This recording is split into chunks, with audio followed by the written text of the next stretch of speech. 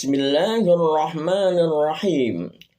Pidato Presiden Prabowo Subianto di sidang umum PBB menghadirkan seruan kuat tentang perdamaian, keadilan, dan solidaritas antar bangsa. Di hadapan forum internasional, beliau menolak logika penindasan bangsa kuat terhadap bangsa lemah, serta menawarkan kontribusi konkret Indonesia dalam isu pangan, iklim, dan pasukan perdamaian.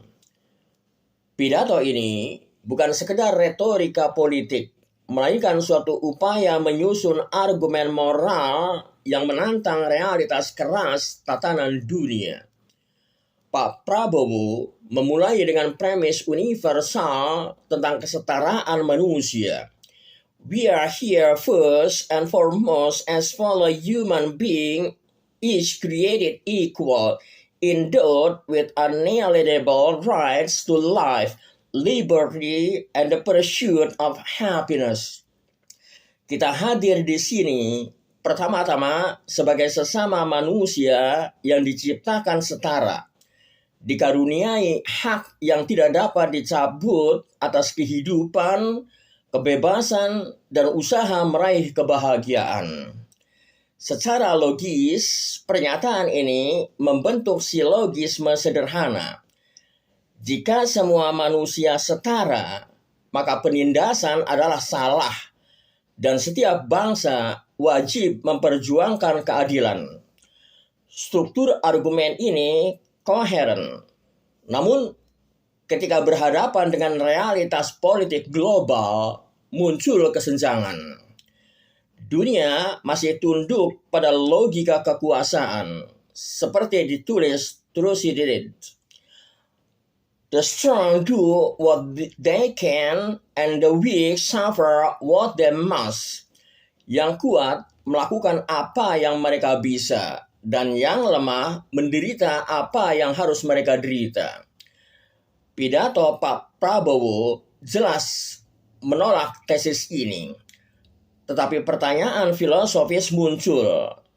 Apakah forum seperti PBB benar-benar mampu melampaui logika veto negara besar dan dominasi geopolitik? Disinilah ketegangan antara logika normatif dan realitas empiris menjadi sangat terasa. Gagasan tentang satu keluarga manusia beresonansi dengan kosmopolitanisme Immanuel Kant. Dalam Perpetual Peace, Kant menulis, "The law of world citizenship will be limited to condition of universal hospitality." Hukum kewarganegaraan dunia harus dibatasi pada syarat keramah tamahan universal. Prinsip ini sejalan dengan pernyataan Pak Prabowo.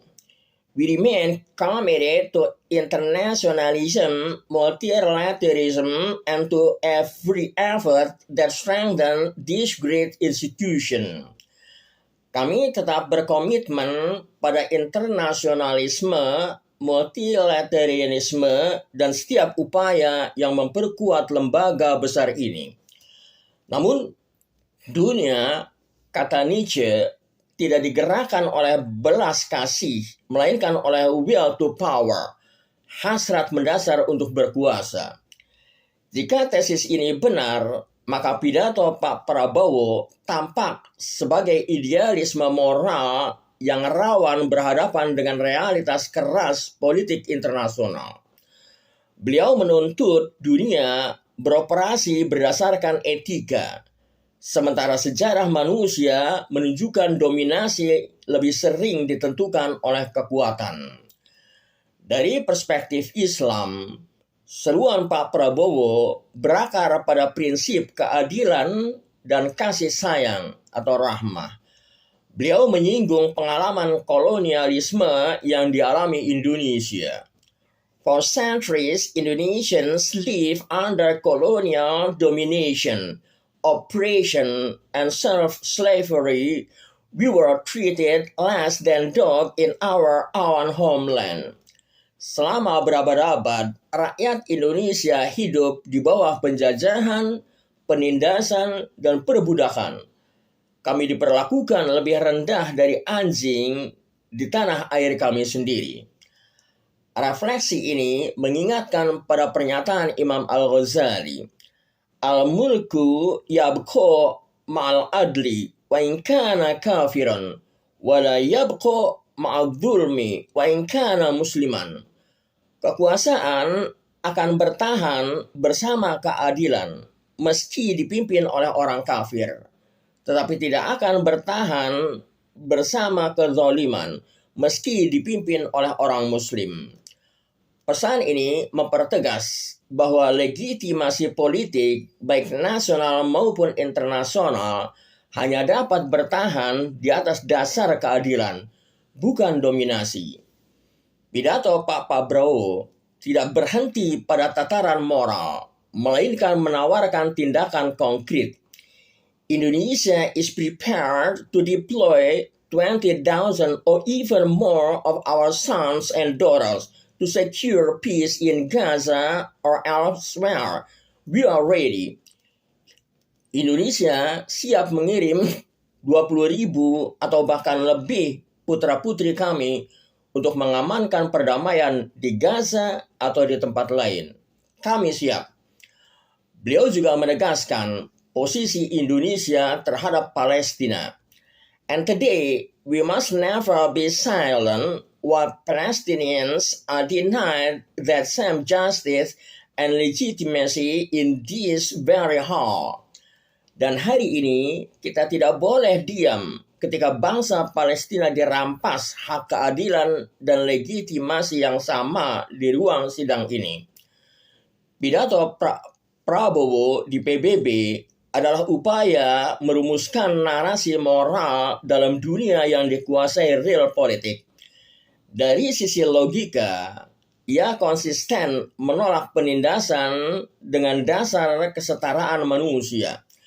Dari sisi filsafat, ia dekat dengan kosmopolitanisme Kant, meskipun berseberangan dengan realisme Nietzsche.